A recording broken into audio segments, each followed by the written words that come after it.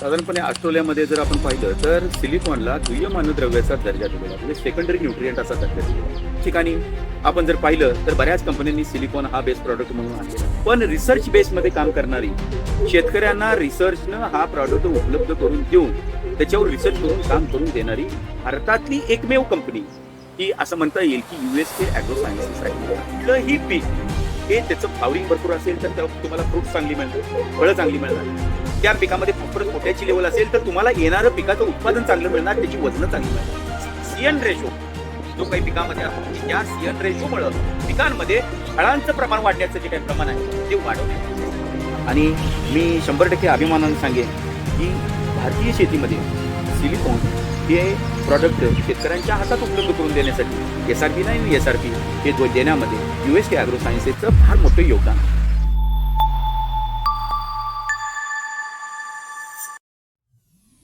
नमस्कार शेतकरी बंधूंनो, USK agro सायन्सेसच्या दुसऱ्या पॉडकास्टमध्ये सर्व शेतकरी बंधूंचं स्वागत आहे. आजचा विषय आहे शेती क्षेत्रामधील सिलिकॉनचे महत्त्व.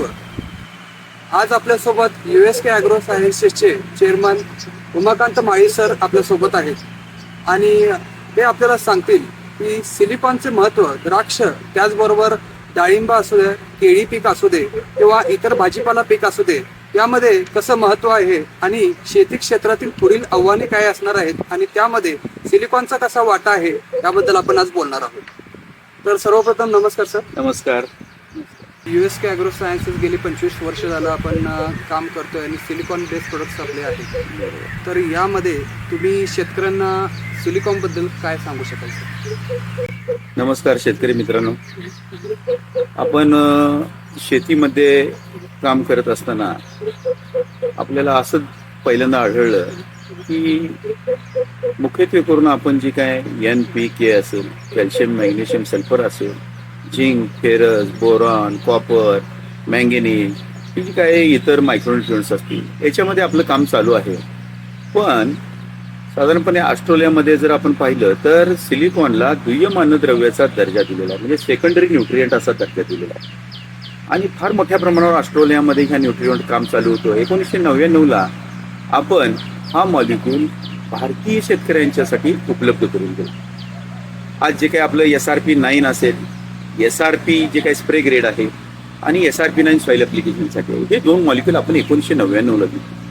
भारतीय बाजारपेठेत ज्यावेळी आपण सांगितलं की सिलिकॉनची गरज पिकांना आहे आणि सिलिकॉन पिकांना हे कमर्शियली प्रोडक्शनसाठी आपण जमिनीतून सॉईल ॲप्लिकेशनमध्ये दिलं पाहिजे.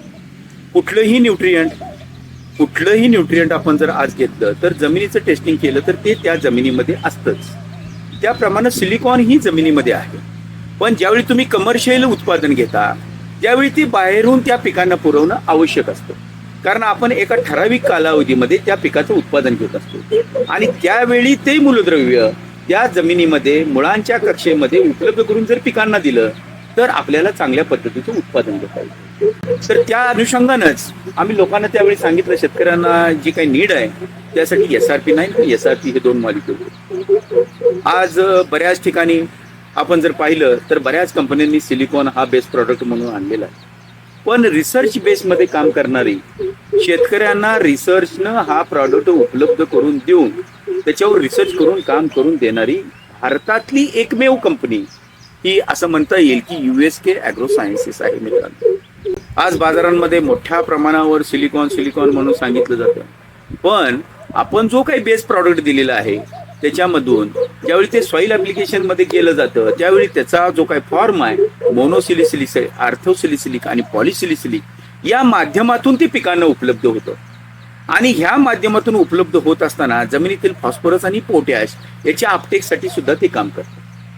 आता ज्यावेळी सिलिकॉन पिकांना कशासाठी लागतो किंवा त्याचं योगदान काय जर शेतीमध्ये बघितलं, डाळिंबामध्ये असेल, केळीमध्ये असेल, द्राक्षामध्ये असेल किंवा भाजीपाला पिकांमध्ये असेल, ऊसामध्ये असेल, तर हे पिकांना का दिलं पाहिजे? सगळ्यात महत्वाचं म्हणजे पिकाचं जे काही बाह्य आवरण आहे, कुठलंही पान बघितलं त्याच्यावर तुम्हाला एक प्लॅस्टिक कोटिंग सारखा एक भाग दिसेल.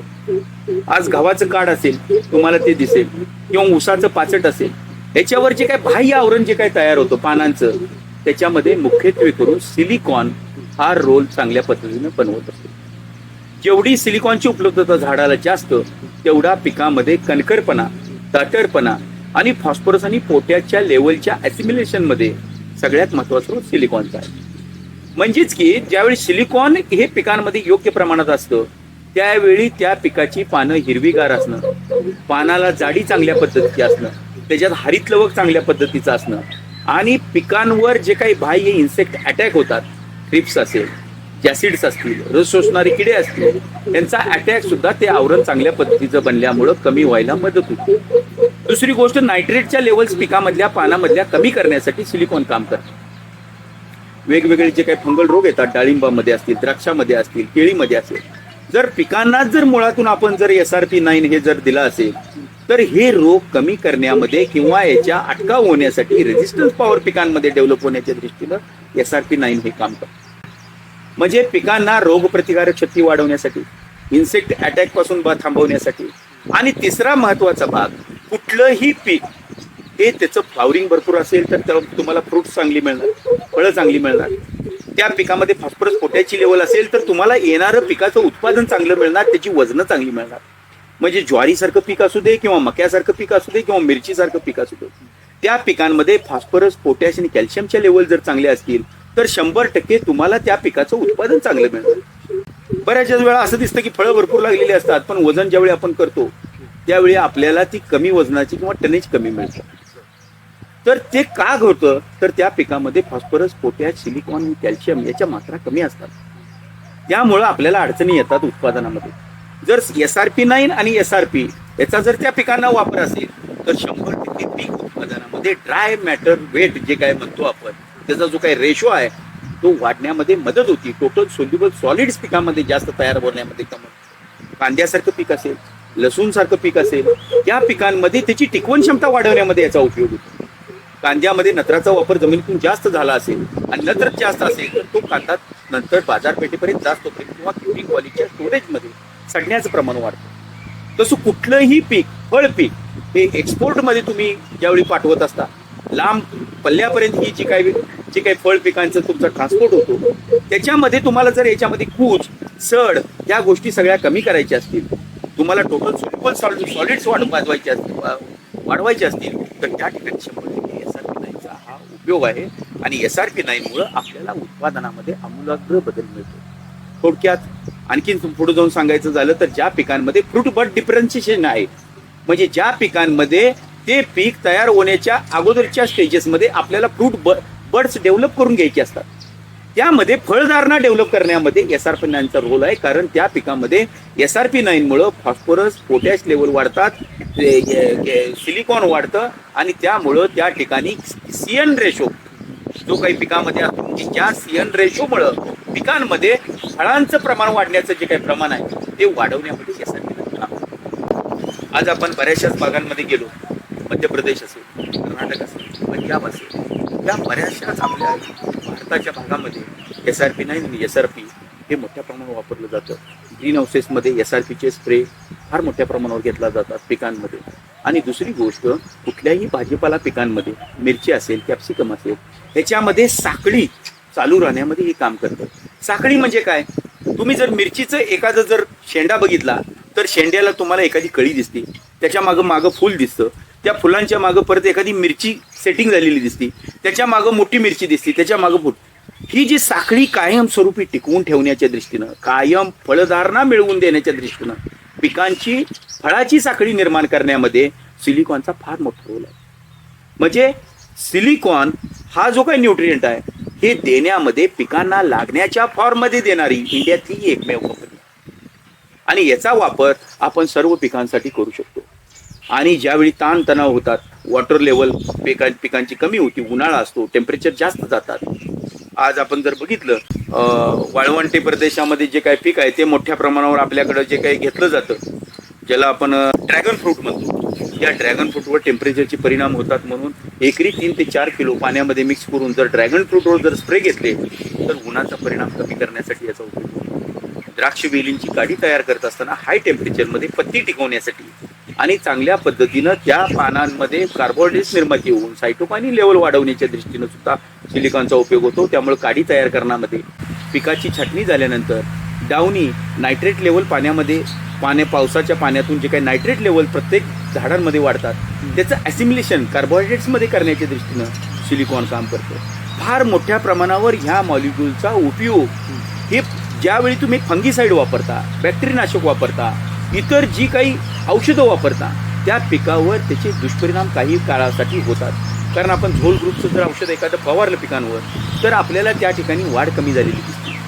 तर हे जे काही दुष्परिणाम टाळण्याच्या दृष्टीनं आपण जर सिलिकॉनचा जमिनीतून वापर केला, SRP9चा वापर एकरी 9 किलो हा जमिनीतून केला आणि स्प्रेद्वारे आपण जर SRP 2 ग्रॅम प्रति लिटर ह्या प्रमाणात आपण स्प्रेमधून दिलं तर आपल्याला बऱ्याचशाच गोष्टी पिकांमध्ये आमूलाग्र बदल मिळवता येतात. आणि मी 100% अभिमानानं सांगेन की भारतीय शेतीमध्ये सिलिकॉन हे प्रॉडक्ट शेतकऱ्यांच्या हातात उपलब्ध करून देण्यासाठी SRP9 SRP हे देण्यामध्ये USK ॲग्रो सायन्सेसचं फार मोठं योगदान.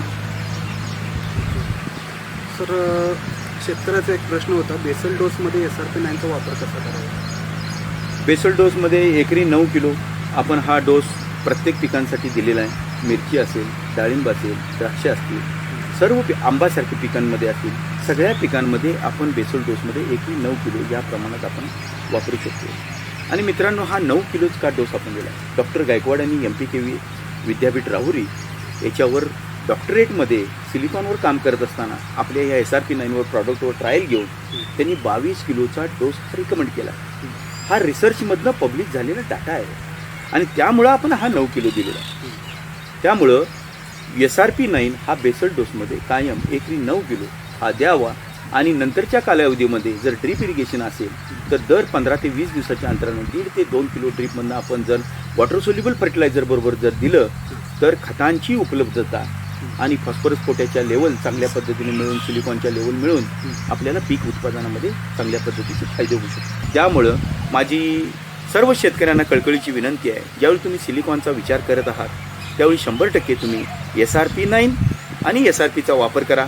काही भागामध्ये तुम्ही SRP9 वापरा वाटेल तर, काही भागांमध्ये दुसरं सिलिकॉन कुठल्याही कंपनीचं आणून वापरा.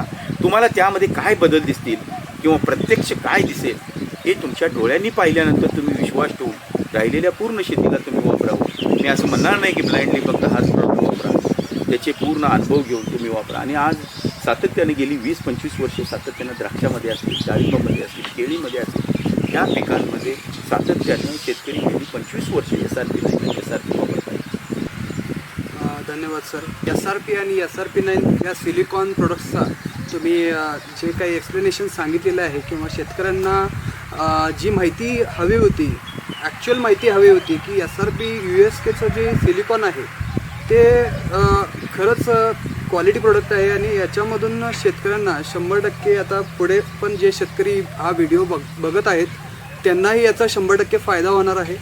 त्याचबरोबर शेतकरी मित्रांना हे सांगू इच्छितो की भारतातील अशा ठिकाणी म्हणजे आसाम असेल किंवा हिमाचल प्रदेश असेल, काश्मीर असेल, या ठिकाणाहूनही USK ॲग्रोलाच्या SRP आणि SRP9ला डिमांड आहे. शेतकरी मित्रांनी लक्षात घ्यायचं आहे की इथून पुढं आपल्या शेतीमध्ये जर पिकाचं संरक्षण करायचं असेल USK ॲग्रो सायन्सेसचं SRP आणि SRP9 100% वापरा. आपल्या शेतीमध्ये चांगलं उत्पन्न मिळवा. धन्यवाद.